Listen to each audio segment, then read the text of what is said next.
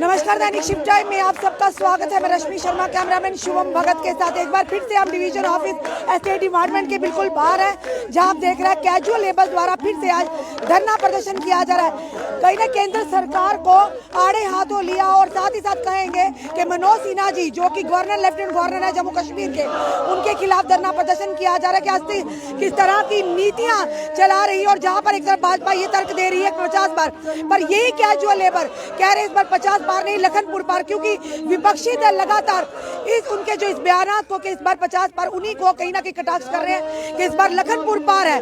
पर आज daily Vaser casual labour भी कह रहे हैं 50 पार नहीं, क्योंकि जिस तरह की नीतियां भाजपा के द्वारा चलाई जा रही इस बार लखनपुर पार है। चलिए जानने की फिर से कोशिश करेंगे। पहले तो मैम आपका बहुत बहुत धन्यवाद, बहुत बहुत शुक्रिया जो कि आप हर टेबल टॉक पर डेली बेसिस का इशू पूछते हो, तो हमारे बच्चे भी देखते हैं कि हमारा मसला हल हो जाएगा। तो जैसे आप दिग्गज नेता रविंद्र राणा जी के पास जाते हो, वो जब 50 पार की कैबिनेट डिसीजन की बातें करते हैं तो बड़ी निराशा आती है हमको कि ये नहीं चलेगा। हमारे परिवार, हमारे बच्चों का इतना फ्यूचर खराब हो रहा है कि स्कूल में पढ़ाने को भी हम बिल्कुल नहीं भेज सकते हैं, क्योंकि स्कूल का ऑर्डर भी आ चुका है, फीसें हमारे सिर पर चढ़ी हैं। 750 से हम गुजारा नहीं हो रहा, कैसे करेंगे 225 से? अब फीसें तो लेनी लेनी है। तो हमारे स्कूल में बच्चे बाहर बैठ जाएंगे तो हम किसको देखेंगे? कौन सी कैबिनेट देखेंगे? कौन सा का डिसीजन सुनेंगे?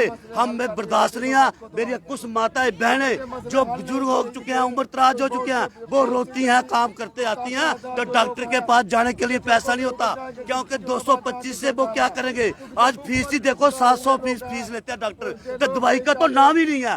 तो जो इतने दिग्गज नेता जैसे बोलेंगे कि कैबिनेट में होगा तो इनको मसला हल करेंगे, तब तक हमारे बच्चों का कैरियर, हमारे बच्चे क्या बन जाएंगे?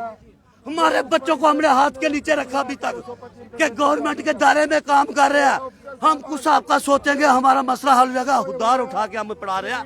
आज वो बर्दाश्त नहीं कर रहे हैं। नीचे जूता जब पहनते हैं वो फटे होते हैं, कपड़े फटे होते हैं। हमने वोट दिया, इन लोगों को लाया, तो इनकी आवाज जब हम सुनते हैं कि 25 बीजेपी के कार्यकर्ता बनाए, तो इनके जेब बनाए कि जे बोलते हैं कि हम कैबिनेट में करेंगे। मैं कहता हूँ हाथ जोड़ के कैबिनेट की बात छोड़ो। आप अगर नहीं करना है तो इलेक्शन लॉन्च कर दो, आपको पता चल जाएगा। उनसे छुटकारा पाया हमने, आपको लाया। आप बोलते हैं पहली कैबिनेट में आप बीजेपी 50 के पार होगी। मैं कहता हूँ पुरुषोत्तम लाल 60,000 जो मुलाजिम है, आप लखनपुर के पार जाओगे, इन्हीं जगहों में घूमोगे जैसे पहले थे। आपके साथ भी हमने दिया, डंडे लेके आप पूरे युवा नेता की तरह बाहर आते थे। जब से 60,000 मुलाजिम डेली बेच का इशू हुआ, आप बिल्कुल खामोश हो गया, कोई बात नहीं उठाता है। तो एलजी साहब तक हमारे देते हैं, जब कोई मीडिया का कोई क्वेश्चन पूछता है तो बोलते बैठ जाओ, आपका इशू नहीं है, आपका कोई मसला नहीं है, आप बैठ जाओ, देख लेंगे उनका। सारे बच्चे हमारे बर्बाद हो रहे हैं, माताएं बहनें रो रही हैं, बच्चों का फ्यूचर खराब हो गया। आप ऐसे बोल रहे हो? आप इतनी बड़ी चेयर है, सेंटर ने भेजा, आप फौरी तौर पर जे रेगुलर पॉलिसी करो। हमारा 520 का जो बीजेपी सरकार, पीडीपी की सरकार हमारे जी इन्होंने लाया था और कैबिनेट डिसीजन हमारे हुए हैं, सेक्रेटरीट में दूर चढ़ रही है। इनकी दिल में क्या चल रहा है? लेकिन एलजी साहब, हम 520 की डिमांड नहीं करते, हम 164 की डिमांड करते हैं। जे हमने लेना, इसके लिए हार चाहे पार, चाहे अपनी लाशें देने पड़ेगी, हम देंगे। मुश्किल है परिवार के साथ नजरें मिलाना, कितना मैम नजरें क्या बोलिए, नजरें भी चुरा रहे हैं, बीबियों के साथ भी हम बात तक नहीं कर सकते कौन सी नौकरी है।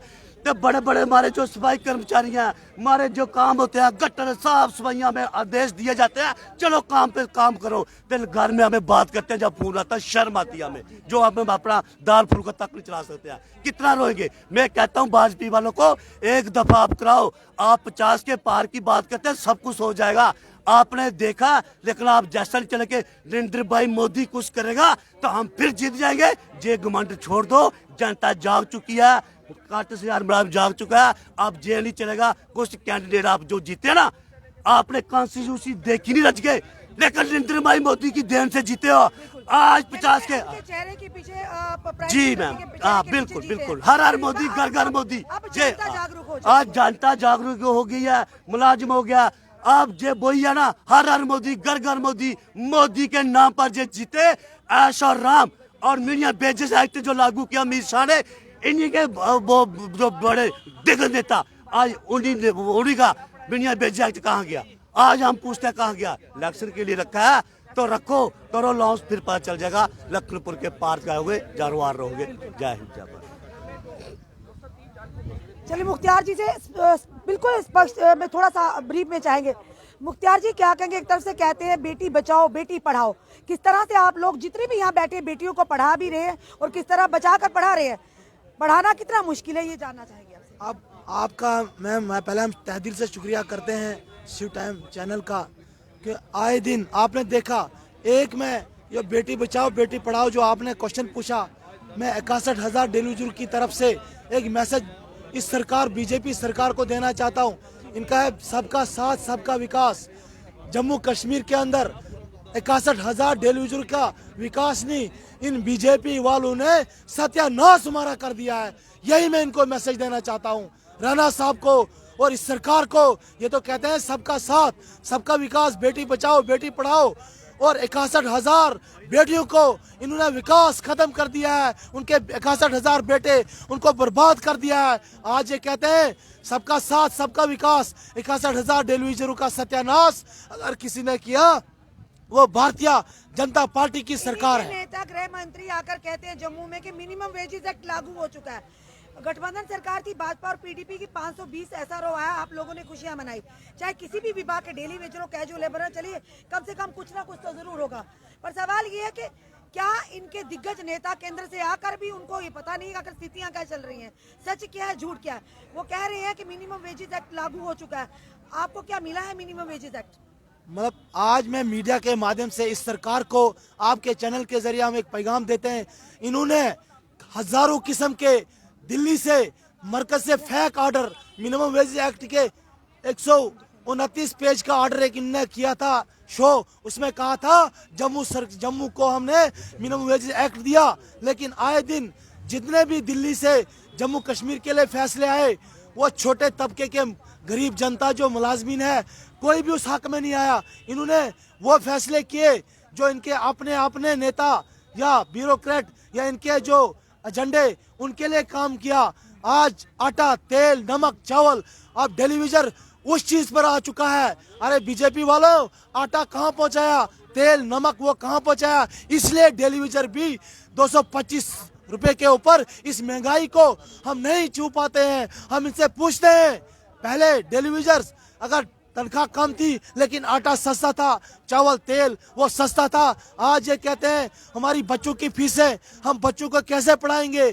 जहां हमें 400 फीस वहां हमें 2000 फीस बच्चे स्कूलों में मांगी जा रही है। आज ये वही लोग बातें करते हैं और अपनी सैलरी आज 1-1.5 लाख से 2.5 लाख तक सैलरी ले ली। अगर आपका मुख्तियार जी इशू सॉल्व नहीं होता कैजुअल लेबर डेली वेजर का, आने वाले इलेक्शन जिस तरह से इलेक्शन का कहीं ना कहीं बिगुल बज चुका है, कितनी मुश्किल होने वाली है भाजपा सरकार को? मैं ये कहता हूँ आज भाजपा वालों को अगर जम्मू कश्मीर के अंदर 61,000 डेलीवेजर का मसले को जो आपने सियासत का ट्रेंड बनाया हुआ है, जल्द से जल्द अगर सेना साहब इसका फैसला, ये जो डेली मीटिंग है सेक्रेटरीट के अंदर कभी पोस्टपोन हो जाती है, हम इनको मैसेज देना चाहते हैं जल्द से जल्द अगर बीजेपी वाले या गवर्नर साहब सेना साहब इस फैसले को नहीं कराते, ये कहते हैं 50 के पार और जम्मू कश्मीर के अंदर 61,000 डेलीवेजर नहीं बल्कि यहाँ की जनता भी अब बीजेपी को मतलब लखनपुर के पार 50 नहीं 0 के पार हम कर देंगे इनको। यही मैसेज हम देना चाहते हैं।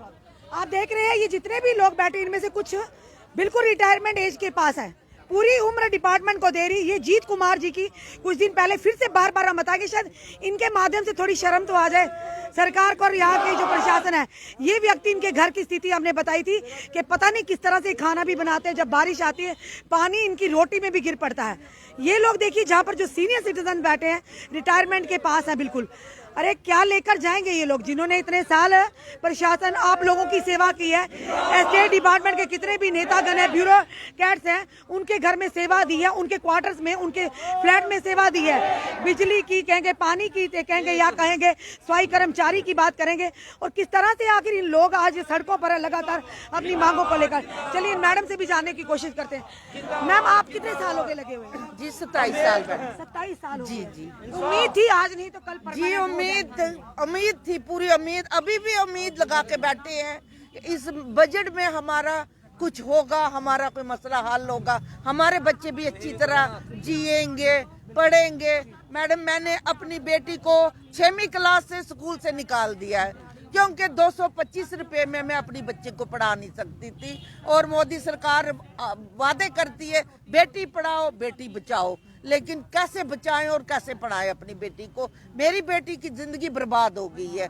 6वीं क्लास से जब उसकी फीस जमा होती 6,000 उन्होंने बोला दे दो, जब वो 6वीं चढ़ी मेरे पास नहीं था क्योंकि हमारी तनख्वाह ही 700-800 रुपया है, तो मैंने अपनी बेटी को घर बैठा दिया। आप वोट डालती हैं मैम? हाँ मैडम। आपको अपने वोट की ताकत का पता है मैम?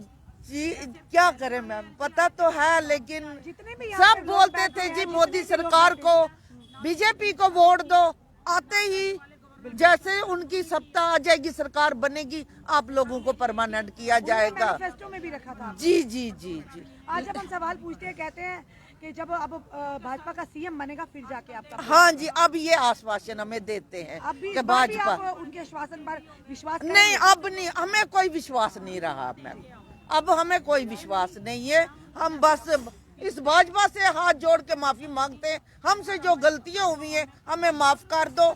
हमारा सुधारेंगे क्या? बस जी, अब इनको सुधारनी पड़ेगी मैडम गलतियां। अब हम सड़कों पे आ गए हैं, हमने बहुत बर्दाश्त किया है। अब हमारी अपनी जिंदगी यहाँ पे जवानी हमने दे दी है, अब बुढ़ापे में 50-50 60 साल हमारी उम्र हो रही है। अब बताओ हम क्या कर सकते हैं, ना आगे के ना पीछे के हैं। हमें इतनी उम्मीद थी कि कहीं ना कहीं पूरी बजट पे हम मैडम इतने खुश थे। हमें हमारे लीडरों ने भी बोला कि हमारी इस वक्त बजट पे हमारा कुछ भला सरकार करेगी, लेकिन इतनी नकम्मी इतनी गंदी सरकार है कि हम कुछ भी नहीं इन्होंने किया। 15 तारीख पे बोल रहे थे जी मीटिंग होगी ये टेलीविजनों के लिए, इनके मुद्दे पे कुछ इन्हें कुछ होगा, लेकिन हम उस दिन भी इतने खुश थे। मैंने बच्चों को बोला हमारे दिन अच्छे आएंगे अब, लेकिन कुछ नहीं हुआ। भाजपा ने भी कहा था कि जी अच्छे दिन आने अच्छे दिन नहीं मैडम, हमारे तो बस से 72 दिन हो गए हैं। इतने 72 दिन इतने बुरे दिन कि महंगाई बढ़ा दी है और तनख्वाह घटा दी है मैडम। 200 रुपया 230 रुपए किलो तेल है, 1000 रुपया सिलेंडर है, हम कैसे चलेंगे?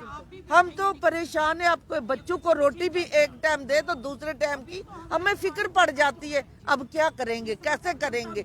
इस तनख्वाह से मैडम हमारा घर चलना तो क्या, बल्कि रसोई भी नहीं चल सकती, तो बच्चे क्या पढ़ाएंगे, तो क्या उनका करेंगे? साफ तौर पर ये लोग जो आप देख रहे हैं ये ना ही किसी एमएलए की कुर्सी मांग रहे हैं, ना किसी एमपी की, ना ही कोई ये कहेंगे कि ब्यूरोक्रेट की कोई कुर्सी मांग रहे हैं अपना अधिकार। और अधिकार मांगना भी कहीं ना कहीं डेमोक्रेटिक राइट है, अपनी बात अपने हक की बात करना। आप देख रहे हैं यहाँ पर जितने भी लोग बैठे, महिलाएं बैठी हैं और देख रहे हैं ये लगातार अपने धरना प्रदर्शन को। और आप देख रहे हैं इस समय यहाँ पर लगातार ये लोग, जब भी हम इस तरह की खबर दिखाते कई लोगों को आपत्ति होती कि हम सरकार के खिलाफ क्यों बोलते हैं। जनाब, सरकारें भी इन्हीं लोगों के द्वारा बनी गई हैं, इन्हीं लोगों ने बनाई है, इनका बहुत बड़ा योगदान है, तो इन्हीं की बात करेंगे ना सरकारों से, क्योंकि जनता के मत से ही सरकारें बनती भी और गिरती भी। एक एक वोट की कीमत क्या है ये आप लोग भी भली भांति जानते हैं। और इस समय आप लगातार जो लाइव दृश्य देख रहे हैं यहाँ पर दैनिक शिवटान के माध्यम से लगातार हम कैजुअल लेबर डेली वेजर की आवाज को बुलंद करते आए हैं और करते रहेंगे। अगर पुरानी सरकारों की ये पाप की घंटी थी तो जिन्होंने भाजपा सरकार ने मैनिफेस्टो में रखा था कि सबसे पहले अगर इनकी सरकार आती है, ये सत्ता में आते हैं तो सबसे पहले इनके मसले को हल किया जाएगा, फिर क्यों आज वो अपनी मैनिफेस्टो में कहीं ना कहीं झूठे साबित हो रहे हैं। और जब हम फिर से बात करते सवाल पूछते तो कहा जाता है कि जब अब सीएम बनेगा भारतीय जनता पार्टी का तो फिर जाकर हम इनका मसला सबसे पहली कैबिनेट मीटिंग में हल करेंगे। क्या अब ये जनता विश्वास कर पाएगी? क्या ये 61,000 परिवार, डेली वेजर्स के परिवार, कैजुअल लेबर्स के परिवार, क्या अब इस बार विश्वास कर पाएंगे? जहाँ पर एक तरफ लगातार विपक्षी दल ये कह रहे थे कि इस बार भाजपा 50 पार नहीं बल्कि लखनपुर पार था, क्योंकि पहले तो मोदी जी के नाम पर वोट ले लिए, माननीय प्रधानमंत्री जी के नाम पर वोट मिल गए, पर अब जनता जागरूक हो चुकी है, क्योंकि ग्राउंड लेवल पर अगर देखा जाए कहीं भी काम नहीं किए गए, क्योंकि डेली वेजर सड़कों पर है, होमगार्ड सड़कों पर है, बात करें सीए बीएसएफ के एस्पिरेंट सड़कों पर है, और बॉर्डर बटालियंस लगातार, और आम जनता महंगाई की मार से जूझ रही है, और वहीं दूसरी तरफ हमारे युवा जो हैं बेरोजगारी की मार से जूझ रहे हैं। और ये जो लोग बैठे हुए हैं, ये लोग वो लोग हैं जिन्होंने आपको वोट दिया है, विश्वास दिया था अपना, सबका साथ सबका विश्वास और सबका। इस समय आप देख रहे हैं किस तरह से युवाओं का ये कहना है आम जनता के सबका विनाश। क्या वाकई जम्मू कश्मीर की इस तरह से बदलती तस्वीर का तस्वुर किया था यहाँ के लोगों ने? और खास करके ये वो लोग हैं जिनकी उम्रें हो गई हैं डिपार्टमेंट को सर्व करते हुए। उम्मीद थी कि कम से कम रिटायरमेंट के टाइम ही सही पर कुछ राहत मिलेगी। अफसोस आती है ऐसी सरकारों पर जो सिर्फ इनका शोषण करते हैं, पर इनके बारे में आज तक किसी ने ही नहीं सोचा। पर साफ तौर पर चेतावनी है, बार बार हम कहेंगे, यहाँ पर विपक्षी दल लगातार कह रहे थे कि इस बार भाजपा जो है 50 पार है, ये लोग भी आज यही कह रहे हैं 50 पार नहीं बल्कि लखनपुर पार है। अरे समय है अभी भी, इन लोगों का मसला हल करिए, ताकि जो आपने वायदा किया था डेली वेजर्स के साथ, कैजुअल लेबर्स के साथ, वो वायदा कायम रखे और इन लोगों की जो उम्मीद है उम्मीद ना टूटे, क्योंकि जब उम्मीद टूटती तो बड़ी बड़ी सरकारें भी गिर जाती है, क्योंकि इनके एक वोट से ही सरकारें बनती भी है और गिरती भी है। फैसला अब आपके हाथ में है, क्या इन लोगों का इलेक्शन से पहले मुद्दा हल होगा 61,000 परिवारों का जो उम्मीद अभी भी उम्मीद को नहीं छोड़े हुए कि कहीं ना कहीं शायद भाजपा सरकार ही है जो इनके मसलों को हल करेगी। अब देखना यह है कि वाकई इनकी आवाज़, अब लगातार जो प्रदर्शनों का दौर जारी है, जम्मू जिसे मंदिरों का शहर कहा जाता था, आए दिन इस तरह के धरना प्रदर्शन जब होते हैं तो ये कहा जाता है कि ये अब प्रदर्शनों का शहर नजर आ रहा है। आपने कमेंट जरूर कमेंट बॉक्स में दीजिए, इस वीडियो को जितना हो सके शेयर कीजिए, जुड़े रहिए हमारे साथ अगले अपडेट के लिए। जय हिंद, जय भारत।